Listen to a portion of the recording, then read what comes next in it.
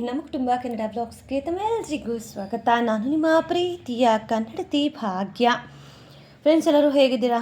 Hope ಎಲ್ಲರೂ ಸೇಫಾಗಿ ಚೆನ್ನಾಗಿದ್ದೀರಾ ಅಂತ ಹೇಳಿ ಭಾವಿಸ್ತಾ ಇವತ್ತಿನ ವೀಡಿಯೋನ ಶುರು ಮಾಡ್ತಾ ಇದ್ದೀನಿ. ಇವತ್ತು ಮಂಡೇ ಫಾರ್ ಎ ಸ್ಪೆಷಲ್ ಅಂತ ಹೇಳಿ ನಾನು ಇವತ್ತು ಕುಕ್ಕರಲ್ಲಿ ಟೊಮೊಟೊ ಗೊಜ್ಜು ಮಾಡ್ತಾ ಇದ್ದೀನಿ. ನಿಮಗೆ ಐಡಿಯಾ ಸಹ ಇರೋದಿಲ್ಲ ಕುಕ್ಕರಲ್ಲೂ ಟೊಮೊಟೊ ಗೊಜ್ಜು ಮಾಡಬಹುದಾ ಅಂತ. ಆ್ಯಕ್ಚುಲಿ ಕಂಪ್ಲೀಟ್ ವೀಡಿಯೋ ಶೂಟ್ ಮಾಡಿದ್ದೆ, ಅದು ಸ್ವಲ್ಪ ವೀಡಿಯೋ ಡಿಲೀಟ್ ಆಗಿದೆ. ಸೊ ಫಸ್ಟಿಗೆ ನಾವು ಆ್ಯಸ್ ಯೂಶ್ವಲ್ ಟೊಮೊಟೊ ಗೊಜ್ಜು ಹೇಗೆ ಮಾಡ್ತೀವೋ ಬಾಣಲಿಯಲ್ಲಿ ಸೇಮ್ ಅದೇ ಪ್ರೊಸೀಜರೇ. ಬಾಣಲಿಗೆ ಸ್ವಲ್ಪ ಎಣ್ಣೆ ಹಾಕಿ ಕರಿಬೇವಿನ ಸೊಪ್ಪು, ಸಾಸಿವೆ ಚಿಟಪಟ ಅಂದಮೇಲೆ ಈರುಳ್ಳಿ, ಜಜ್ಜಿರೋ ಬೆಳ್ಳುಳ್ಳಿ ಎಲ್ಲ ಹಾಕಿ ಸ್ವಲ್ಪ ಈರುಳ್ಳಿ ಕಲರ್ ಚೇಂಜ್ ಆಗೋವರೆಗೂ ಫ್ರೈ ಮಾಡಿ, ಅದಾದಮೇಲೆ ಸಣ್ಣದಾಗಿ ಹೆಚ್ಚಿರ್ತಕ್ಕಂಥ ಟೊಮೊಟೊನ ಹಾಕಿ ಫ್ರೈ ಮಾಡ್ಕೊತೀವಿ ಅಲ್ವಾ. ಸೇಮ್ ಅದೇ ಪ್ರೊಸೀಜರೇ ನಾನಿಲ್ಲಿ ಮಾಡಿರೋದು. ಆ ವಿಡಿಯೋ ಡಿಲೀಟ್ ಆಗಿದೆ. ಸೊ ಖಂಡಿತವಾಗ್ಲೂ ಕೆಲಸ ಜಾಸ್ತಿ ಇದೆ. ಈಗಂತೂ LPG ಗ್ಯಾಸ್ಗಳ ಸಮಸ್ಯೆ. ಸೊ ನಾರ್ಮಲಾಗಿ ನಾವು ಬಾಣಲಿಯಲ್ಲಿ ಟೊಮೊಟೊ ಗೊಜ್ಜು ಮಾಡ್ತೀವಿ ಅಂತಂದರೆ ಸ್ವಲ್ಪ ಟೈಮ್ ಕನ್ಸುಮೇಷನ್ ಜಾಸ್ತಿ ಆಗುತ್ತೆ. ಯಾಕಂದರೆ ಟೊಮೊಟೊ ಬೇಯಬೇಕು. ಸೊ ದಟ್ ತುಂಬ ಲಾಂಗ್ ಪ್ರೊಸೀಜರ್ ಅಲ್ವಾ. ಸೊ ಒಂದು 15 to 20 ಮಿನಿಟ್ಸ್ ಗ್ಯಾಸನ್ನು ಮೀಡಿಯಮ್ ಫ್ಲೇಮಲ್ಲಿ ಇಟ್ಟು ಬೇಯಿಸ್ಕೋಬೇಕಾಗತ್ತೆ. ಸೊ ಈ ರೀತಿ ನೀವು ಟೊಮೊಟೊ ಗೊಜ್ಜಿಗೆ ಏನೆಲ್ಲ ಹಾಕ್ತೀವೋ ಎಲ್ಲವನ್ನು ಹಾಕಿ ಕುಕ್ಕರಲ್ಲಿ 2 ವಿಜಿಲ್ ಕೂಗಿಸ್ಕೊಳ್ಳೋದ್ರಿಂದ ನಮಗೆ ಗ್ಯಾಸು ಸೇವ್ ಆಗುತ್ತೆ, ಟೈಮು ಸೇವ್ ಆಗುತ್ತೆ. ಖಂಡಿತವಾಗ್ಲೂ ಒಂದು ಸತಿಯನ್ನು ಟ್ರೈ ಮಾಡಿ ಈ ರೆಸಿಪಿನ. ಸೊ ಅದಾದಮೇಲೆ ಟೊಮೊಟೊ ಸ್ವಲ್ಪ ಸಾಫ್ಟ್ ಆದಮೇಲೆ ಅರಿಶಿನ ಪುಡಿ, ಸಾಂಬಾರು ಪುಡಿ, ಸ್ವಲ್ಪ ರುಚಿಗೆ ತಕ್ಕಷ್ಟು ಉಪ್ಪು. ಸ್ವಲ್ಪ ಕಡಿಮೆನೇ ಹಾಕ್ಕೊಳ್ಳಿ ಸಾಲ್ಟು, ಬಿಕಾಸ್ ಈ ಬಿಸಿಲುಗಾಲಕ್ಕೆ ಸ್ವಲ್ಪ ಉಪ್ಪು ಖಾರ ಸ್ವಲ್ಪ ಕಡಿಮೆನೇ ತಿನ್ನಿ.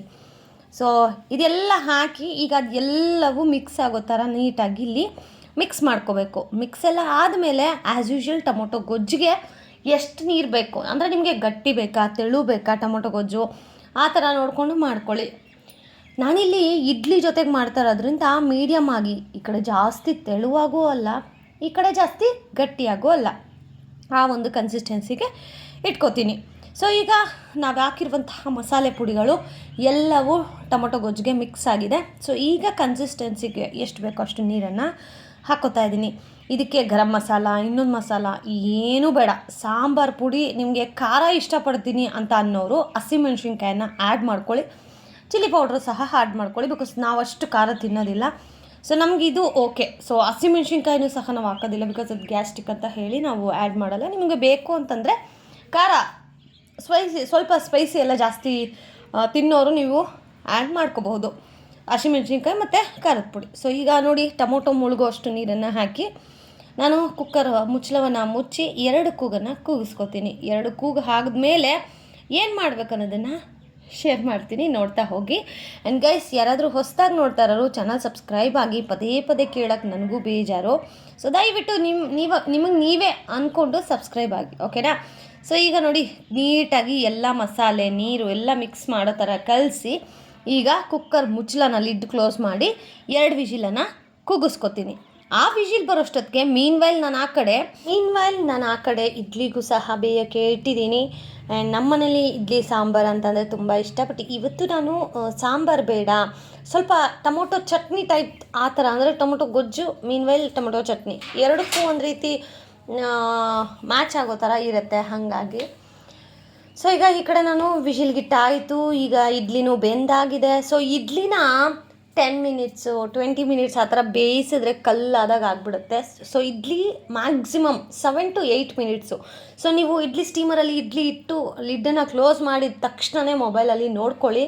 ಸೊ ನೋಡಿಕೊಂಡು 7 ಮಿನಿಟ್ಸ್ ಆರ್ 8 ಮಿನಿಟ್ಸ್ ಎನಫ್. 10 ನಿಮಿಷನೂ ಬೇಯಿಸಬೇಡಿ, ತುಂಬ ಗಟ್ಟಿ ಆಗಿಬಿಡುತ್ತೆ ನೀವೆಷ್ಟು ಜಾಸ್ತಿ ಬೇಯಿಸ್ತೀರೋ. So 7 to 8 minutes it's a basic idli ಬೇಯೋದಕ್ಕೆ. ಸೊ ನಾನು ಇವಾಗ ಹಾಟ್ ಬಾಕ್ಸಲ್ಲೆಲ್ಲ ಹಾಕೋದಿಲ್ಲ, ಬಿಕಾಸ್ ನಮ್ಮನೇಲಿ ಈಗ ನಾವು ಹಾಗೆ ಊಟ ಮಾಡೋದ್ರಿಂದ ಹಾಟ್ ಬಾಕ್ಸೆಲ್ಲ ಬೇಕಾಗೋದಿಲ್ಲ.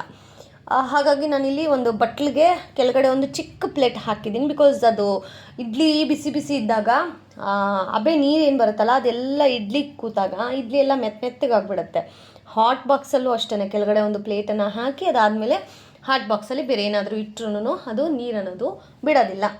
ಸೊ ನಾನು ಇವಾಗ ತಿಂದ್ರೂ ಆ ಬಿಸಿಗೆ ಒಂದು ಸ್ವಲ್ಪ ಆವಿ ಆದರೂ ಹಾಗೇ ಆಗುತ್ತೆ. ನೀರೆಲ್ಲ ಒಂದು ಇಡ್ಲಿ ಆದರೂ ವೇಸ್ಟ್ ಆಗುತ್ತೆ. ಸೊ ಯಾಕೆ ವೇಸ್ಟ್ ಮಾಡೋದಂತ ಹೇಳಿ ನಮ್ಮ ಮನೇಲಿ ಈ ಥರ ಪುಟಾಣಿ ಪ್ಲೇಟ್ಗಳು ನಾನು ತೊಗೊಂಡಿರ್ತೀನಿ. ಆ ಪ್ಲೇಟನ್ನು ಹಾಕಿ ಈಗ ಇಡ್ಲಿನ ಇಲ್ಲಿ ಬಟ್ಲಿಗೆ ಹಾಕೋತಾ ಇದ್ದೀನಿ. ನೀವು ನೋಡ್ಬೋದು ಎಷ್ಟು ಚೆನ್ನಾಗಿ ಎಷ್ಟು ಮೃದುವಾಗಿ ಇಡ್ಲಿ ಬಂದಿದೆ ಅಂತ ಹೇಳಿ. ಒಂದೊಂದು ಸತಿ ಅನಿಸುತ್ತೆ ಐ ಆಮ್ ಸೋ ಗ್ರೇಟ್ ಅಲ್ಲ, ನನಗೆ ಏನೂ ಬರ್ತಿರ್ಲಿಲ್ಲ. ಈಗ ಮದುವೆ ಆಗಿ ಒಂದೊಂದು ಎಲ್ಲ ಕಲಿತೆ ಬಿಕಾಸ್ ಆಫ್ ನನ್ನ ಮಗನಿಗೋಸ್ಕರ. ಅಂದರೆ ಮಕ್ಕಳಿಗೋಸ್ಕರ ತಾಯಿ ಏನು ಬೇಕಾದರೂ ಮಾಡ್ತಾಳೆ ಅಂತ ಹೇಳ್ತಾರಲ್ಲ, ಅದರಲ್ಲಿ ನಾನು ಒಬ್ಳು.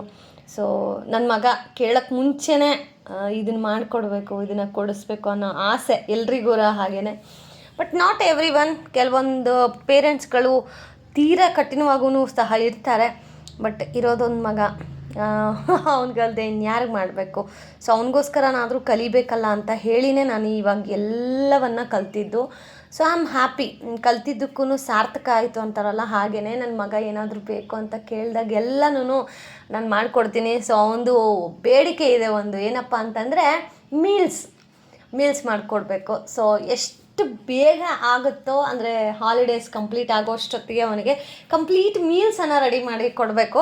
ಸೊ ನಾನು ಮೀಲ್ಸ್ ಆರಾಮಾಗಿ ಹೋಗಿ ಹೋಟ್ಲಲ್ಲಿ ತಿನ್ಕೊಂಬಂದ್ಬಿಡು ಹೋಗು ಅಂತಂದರೆ, ಇಲ್ಲ ಮಮ್ಮಿ ನೀನೇ ಮಾಡಬೇಕು, ನಾನು ನಿನ್ನ ಕೈಯಲ್ಲೇ ಊಟ ಮಾಡಬೇಕು ಅಂತ. ಸೊ ಒಂಥರ ಖುಷಿ ಅನಿಸುತ್ತೆ. ಏನು ಹೇಳೋದು, ಆ ಪ್ರೀತಿಗೆ ನಾವು ಮಾಡಿಕೊಡ್ಬೇಕು. ಸೊ ನೋಡೋಣ, ಹಬ್ಬ ಎಲ್ಲ ಮುಗಿದ್ಮೇಲೆ, ಅಂದರೆ ನಮ್ಮೂರ ಹಬ್ಬ ಮುಗಿದ್ಮೇಲೆ ಮಾಡಿಕೊಡೋಣ ಅಂತ ಹೇಳಿ ಅಂದ್ಕೊಂಡಿದ್ದೀನಿ. ಸೊ ಇವತ್ತು ಸಾಯಂಕಾಲ ನಮ್ಮೂರಲ್ಲಿ ಊರಹಬ್ಬ ಮಾಡ್ತಾಯಿದ್ದಾರೆ. ಬಟ್ ನಾವು ದೀಪ ಎಲ್ಲ ಹೊರ್ತಾ ಇಲ್ಲ, ಯಾಕೆ ಅಂತಂದರೆ ನಮಗೆ ಸೂತಕ ಇದೆ. ಸೊ ಹಾಗಾಗಿ ಹಬ್ಬ ಮಾಡ್ತಾ ಇಲ್ಲ. ಸೊ ಸಾಯಂಕಾಲ ದೇವಸ್ಥಾನದ ಹತ್ರ ಹೋಗಿ, ಅಂದರೆ ದೇವಸ್ಥಾನದ ಒಳಗಡೆ ಹೋಗೋದಿಲ್ಲ, ಆಚೆಗಡೆನೇ ನೋಡಿಕೊಂಡು ಅಲ್ಲೆಲ್ಲ ಆಟ ಸಾಮಾನು ಬಂದಿರುತ್ತೆ, ಪಲ್ಲಕ್ಕಿ ಬಂದಿರುತ್ತೆ, ತಮಟೆಯವ್ರು ಬಂದಿರ್ತಾರೆ. ಸೊ ಅದನ್ನೆಲ್ಲ ನೋಡ್ಕೊಂಡು ಬರ್ತೀವಿ. ಸೊ ಅದನ್ನು ವೀಡಿಯೋ ಮಾಡ್ತೀನಿ, ಓಕೆನಾ. ಸೊ ಇದು ಬೆಳಗ್ಗೆ ಟಿಫನ್ಗೆ ಏನು ಮಾಡಿದ್ದೀನಿ ಅಂತ ಶೇರ್ ಮಾಡ್ತಾ ಇರೋದು. ಸೊ ಈಗ ಟೊಮೊಟೊ ಗೊಜ್ಜಿದು 2 ವಿಷಿಲ್ ಬಂದಿದೆ. 2 ವಿಷಿಲ್ ಬಂದ ಮೇಲೆ ನಾವಿವಾಗ ಬೇಳೆ ಮಸಿಯೋ ಕೋಲ್ ಅಂತ ಕರಿತೀವಲ್ಲ, ಸೊ ಆ ಕೋಲಿಂದ ಟೊಮೊಟೊನ ನೀಟಾಗಿ ಬಸ್ಕೊಂಡ್ಮೇಲೆ ಕೊನೆಯದಾಗಿ ಉಪ್ಪು ಖಾರ ಸರಿ ಇದೆಯಾ ನೋಡಿಕೊಂಡು, ಅದಾದಮೇಲೆ ಕೊತ್ತಂಬರಿ ಸೊಪ್ಪು ಹಾಕಿದರೆ ನಮ್ಮ ಕುಕ್ಕರಲ್ಲಿ ಈಸಿಯಾಗಿ ಮಾಡ್ಕೋಬಹುದಾದಂತಹ ಟೊಮೊಟೊ ಗೊಜ್ಜು ರೆಡಿ ಆಗುತ್ತೆ. ಖಂಡಿತವಾಗ್ಲೂ ಗ್ಯಾಸನ್ನು ಉಳಿತಾಯ ಮಾಡಬೇಕು ಅಂತ ಇರೋರು ಖಂಡಿತವಾಗ್ಲೂ ನೀವು ಇದನ್ನು ಟ್ರೈ ಮಾಡಲೇಬೇಕು. ಇವಾಗ ಟಿಫನ್ ಎಲ್ಲ ಹಾಕ್ಕೊಟ್ಟೆ ಪರ್ಯಂತಿಗೆ. ಸೊ ಅದಾದಮೇಲೆ ನಾನು ನಮ್ಮ ಯಜಮಾನ್ರು ಇಬ್ಬರೂ ಟಿಫನ್ ಮಾಡಿದ್ವಿ. ಟಿಫನ್ ಆದ ತಕ್ಷಣ ಏನಾದರೂ ಒಂದು ಕೆಲಸ ಮಾಡ್ತೀನಿ ಅಂತಂದರೆ ನಮ್ಮ ಟೀ ಪಾಯ್ ಕ್ಲೀನ್ ಮಾಡೋದು. ಪ್ರತಿದಿನ ಈ ಟೀ ಪಾಯ್ನ ನಾನು ಕ್ಲೀನ್ ಮಾಡ್ತಾನೆ ಇರ್ತೀನಿ ಗೈಸ್. ಆದರೆ ನನ್ನ ಮಗ ಪ್ರತಿದಿನ ಅವನು ಡ್ರಾಯಿಂಗ್ ಆಗಲಿ ಆಟ ಆಡೋದಾಗಲಿ ತೊಗೋತಾ ಇರ್ತಾನೆ. ಬಟ್ ನನಗೇನು ಬೇಜಾರಿಲ್ಲ. ಸೊ ಪ್ರತಿದಿನ ನಾನು ಕ್ಲೀನ್ ಮಾಡ್ತೀನಿ, ಪ್ರತಿದಿನ ಅವ್ನು ತೊಗೊಂಡು ಅಷ್ಟೇ ಅಚ್ಚುಕಟ್ಟಾಗಿ ಅದನ್ನು ಹಾಳು ಮಾಡ್ತಾ ಇರ್ತಾನೆ. ಇದು ಒಂದು ಚೈನ್ ಲಿಂಕ್ ಇದ್ದಾಗೆ. ಸೊ ಅವನು ತಗೋತಾ ಇರ್ತಾನೆ, ನಾನು ನೀಟಾಗಿ ಜೋಡಿಸಿ ಇಡ್ತಾ ಇರಬೇಕು ಅಷ್ಟೇ. ಸೊ ಇನ್ನು ಟಿಫನ್ ಎಲ್ಲ ಆದಮೇಲೆ ಈ ಕೆಲಸ ಅಂತೂ ಖಂಡಿತವಾಗ್ಲೂ ಮಾಡಲೇಬೇಕಾಗತ್ತೆ. ಅವನಿಗೆ ತುಂಬ ಡ್ರಾಯಿಂಗ್ ಅಂದರೆ ಇಷ್ಟ. ಸೊ ಪೆನ್ಸಿಲ್ಸ್ಗಳು, ಕ್ರೇಯಾನ್ಸ್ಗಳು, ಆಮೇಲೆ ಸ್ಕೇಲ್ಸ್ ಎಲ್ಲವನ್ನು ನಾನು ಬೇರೆ ಕಡೆ ಹಾಕೋದಕ್ಕಿಂತ ಈ ರೀತಿ ಒಂದು ಬಾಕ್ಸಲ್ಲಿ ಹಾಕಿಟ್ಬಿಟ್ಟಿದ್ದೀನಿ. ಸೊ ದಟ್ ಅವ್ನಿಗೆ ಈಸಿ ಆಗುತ್ತೆ ತೊಗೊಳಕ್ಕೆ, ಡ್ರಾಯಿಂಗ್ ಎಲ್ಲ ಮಾಡೋಕ್ಕೆ ಅಂತ ಹೇಳಿ. ಆ್ಯಂಡ್ ನೀವು ಅನ್ಕೋಬೋದು, ಏನಕ್ಕ ಟೀಪ ಯಾರಾದರೂ ಬಂದರೆ ಅಂತ.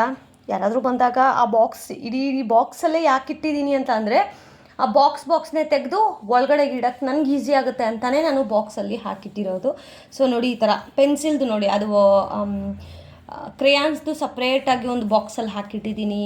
ಅದು ಮೊಬೈಲ್ ಬಾಕ್ಸು, ಅಂದರೆ ನಂದು ವಿವೋ ಫೋನ್ದು. ಅಲ್ಲಿ ಪೆನ್ಸಿಲ್ಸ್ಗೆ ಸಪ್ರೇಟಾಗಿ ಪೌಚ್ ಇದೆ. ಸೊ ಅದನ್ನೆಲ್ಲ ಸಪ್ರೇಟ್ ಈ ರೀತಿ ನಾನು ಜೋಡಿಸಿ ಇಡ್ತೀನಿ. ಅವನಿಗೆ ಬೇಕು ಅಂದಾಗ ತೊಗೋತಾನೆ.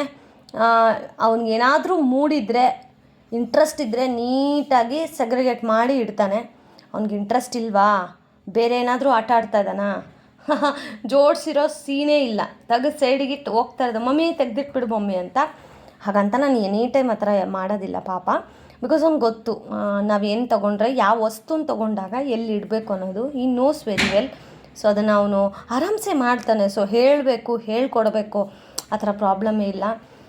ಸೊ ಕೆಲವೊಂದು ಮಕ್ಕಳು ನಾವೆಷ್ಟೇ ಹೇಳಿದ್ರೂ ಅರ್ಥ ಮಾಡ್ಕೊಳ್ಳೋದಿಲ್ಲ. ಬಟ್ ನನ್ನ ಮಗ ಆ ಥರ ಇಲ್ಲ. ಒಂದು ಸತಿ ಅವ್ನಿಗೆ ಹೇಳಿದ್ರೆ ಅವ್ನಿಗೆ ಅರ್ಥ ಆಗುತ್ತೆ. ಸೊ ನೆಕ್ಸ್ಟ್ ಟೈಮ್ ಅದನ್ನು ಆ ಥರ ಮಾಡೋದಿಲ್ಲ. ಸೊ ಈಗ ನೋಡಿ, ಇಲ್ಲಿ ತೆಗೆದಿಡ್ತಾ ಇದ್ದೀನಿ. ಇನ್ನು ಈ ಕಡೆ ಇರೋದು ಪೇಪರ್ಸ್ ಅಂದರೆ ಈ ಡ್ರಾಯಿಂಗ್ ಎಲ್ಲ ಮಾಡ್ತಾರೆ ಗೊತ್ತಾ, ಆ ಪೇಪರ್ಸ್ ನೋಡಿ ಎಷ್ಟು ಚೆಂದ ಡ್ರಾಯಿಂಗ್ ಮಾಡ್ತಾನೆ ಅಂತ. ಡ್ರಾಯಿಂಗ್ ಕ್ಲಾಸಸ್ಗೆ ಹಾಕಬೇಕು. ಲೆಟ್ಸ್ ಸಿ ಏನಾಗುತ್ತೋ. ಆ್ಯಂಡ್ ಇದಾಗಿತ್ತು ಇವತ್ತಿನ ವಿಡಿಯೋ.